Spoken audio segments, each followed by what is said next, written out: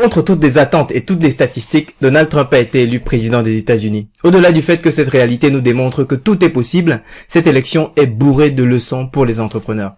Alors comprenez-moi bien, je ne dis pas que Trump est quelqu'un de bon ou de mauvais, ce n'est pas du tout le sujet. J'analyse simplement ses stratégies pour vous présenter quelles sont les leçons de son succès et le plus important, comment est-ce que vous pouvez les utiliser pour devenir vous aussi ce que j'appelle le CPE, c'est-à-dire le choix prioritaire et exclusif sur votre marché.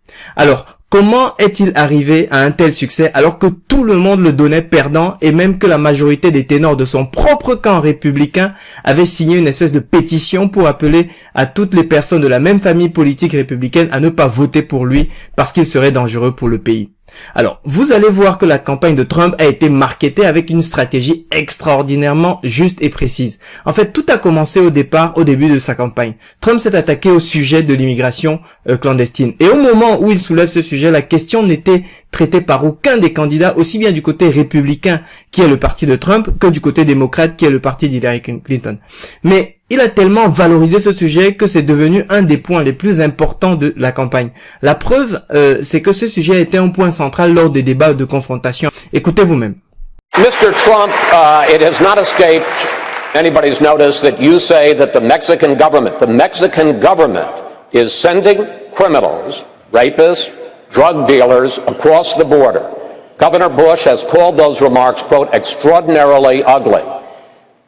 I'd like you're right next to him, talk to him directly and say how you respond to that, and you have repeatedly said that you have evidence that the Mexican government is doing this, but that you have evidence you have refused or declined to share.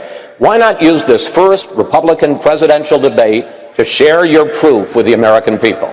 So, if it weren't for me, you wouldn't even be talking about illegal immigration, Chris. You wouldn't even be talking about it. This was not a subject that was on anybody's mind until I brought it up at my announcement, and I said...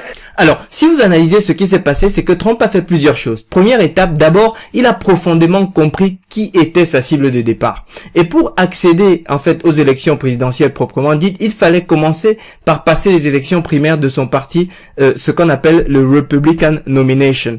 En fait, c'est l'électorat républicain aux États-Unis qui correspond à peu près à la droite en France. Majoritairement, c'est pas des latinos ou d'autres immigrés. En fait, il est essentiellement blanc. L'électorat républicain type, c'est en fait l'américain blanc moyen. Et voici justement quelques éléments pour comprendre le contexte.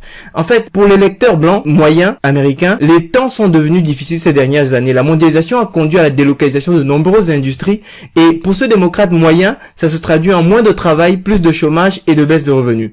Or, la population immigrée qui représente quasiment 25% de la population américaine, les latinos représentent une majorité justement de cette population immigrée. Et ces latinos sont souvent des emplois peu qualifiés, ce sont les mêmes emplois que se disputent des Américains blancs moyens qui sont donc les républicains. Ce qui fait des latinos leurs premiers concurrents. Maintenant, j'ai une question pour vous. À votre avis, qu'est-ce qui lui restait à faire à Trump?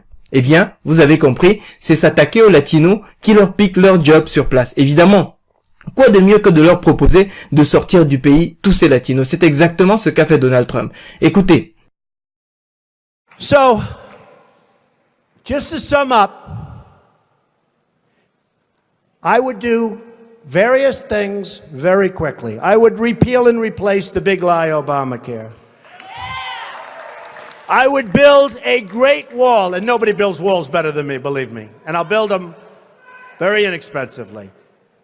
I will build a great, great wall on our southern border, and I will have Mexico pay for that wall. Mark my words. Alors, une fois de plus, je ne porte pas de jugement sur sa politique. Ce n'est pas du tout le sujet. Ici, je décrypte simplement les faits. En fait, très rapidement, Trump a la preuve que son positionnement fonctionne. Et au début, c'est un candidat à la primaire parmi 16 autres. Le jour qui a suivi cette déclaration, son point de différenciation a été tellement clair qu'il est passé de candidat un peu extravagant et presque rigolo parmi 16 autres à la position de candidat majeur du camp républicain. Et si on récapitule, quand la campagne commence, en fait, depuis toujours, les autres candidats essaient de capter le plus grand nombre. Mais très peu de temps après son entrée en campagne, Trump se concentre sur les seules personnes qui peuvent lui donner la victoire, c'est-à-dire son électorat républicain. Il fait la fameuse déclaration contre les immigrants, et cette déclaration choque tout le monde entier, sauf sa cible et son cœur de cible, puisque sa popularité explose. Et c'est ainsi qu'il gagne les primaires républicaines, et la suite, vous la connaissez. Alors, maintenant, quelles sont les leçons concrètes pour les entrepreneurs? Première leçon, définissez votre cible. La plupart des candidats essayent de plaire à tout le monde. Trump, lui, identifie une partie de l'électorat, ce qu'on appelle la majorité silencieuse aux États-Unis, et il la définit comme étant sa cible. Et c'est d'ailleurs ce qui explique qu'il était donné perdant dans tous les sondages et qu'il a finalement gagné. En fait, c'est simplement parce que cette majorité silencieuse est justement silencieuse et donc elle n'est pas dans les sondages. Donc ça, c'est la première leçon, définissez votre cible. Deuxième leçon, apprenez à choisir. Choisir, c'est renoncer. Et cette leçon, c'est la plus difficile pour beaucoup d'entrepreneurs et vous allez comprendre pourquoi. En fait, Trump a gagné parce qu'il avait une extrême connaissance de sa cible et qu'il a su trouver le message qui allait résonner pour elle. Et au lieu d'essayer de faire un message pour tout le monde, comme l'ont fait tous les autres candidats, il s'est concentré uniquement sur sa cible. Or, se concentrer sur sa cible, eh bien, c'est renoncer au reste. Et lui, cela lui a même coûté des voix dans la majorité des cadres de son parti. Mais en échange, il a obtenu les millions des autres républicains qui, eux, représentaient la majorité silencieuse et c'est ce qui l'a fait gagner. Donc, première leçon, c'est définissez votre cible. Deuxième leçon, c'est apprenez à choisir. Maintenant, la troisième leçon pour les entrepreneurs, c'est savoir créer votre propre marché. La question de l'immigration n'était pas un sujet central de la campagne présidentielle au départ. Trump a compris que ce sujet était son point fort, ou en tout cas celui qui avait de la valeur aux yeux de son électorat, et il a complètement repositionné une grande partie de la campagne sur ce sujet. Or, dès que les critères d'évaluation des électeurs étaient ceux de Trump, il était évident que monsieur Donald Trump devenait le CPE, c'est-à-dire le choix prioritaire et exclusif pour son marché. Et c'est comme ça que Donald Trump a gagné ses élections. En fait, j'ai découvert beaucoup d'autres leçons en décryptant cette élection américaine et je vous ai mis un lien dans la description de cette vidéo pour vous envoyer dans les prochains jours, lorsque j'aurai terminé de les éditer. Alors, comment est-ce que vous pouvez concrètement tirer profit de ces leçons dans votre business? La réponse est simple. Trump a mesuré sa connaissance de sa cible par le nombre de votes qu'il a obtenu. Et il en est de même pour votre business. La preuve que vous connaissez votre cible se mesure uniquement et exclusivement au nombre de prospects que vous captez. Et pour vous aider à déployer des systèmes de capture efficaces pour vos prospects, nous avons fait une critique de 10 systèmes de capture réels.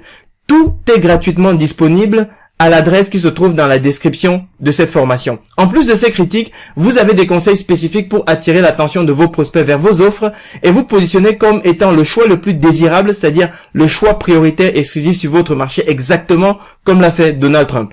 Et comme je vous ai dit tout à l'heure, je vous ai fait d'autres décryptages de stratégies marketing réussies comme celle-ci. Cliquez pour vous abonner aux notifications et les recevoir quand elles sont prêtes et téléchargez vos critiques sur les systèmes de capture et les bonnes pratiques pour générer plus de prospects pour votre activité via le lien qui se trouve dans la description de cette formation. Bon succès et rendez-vous à la prochaine vidéo de décryptage.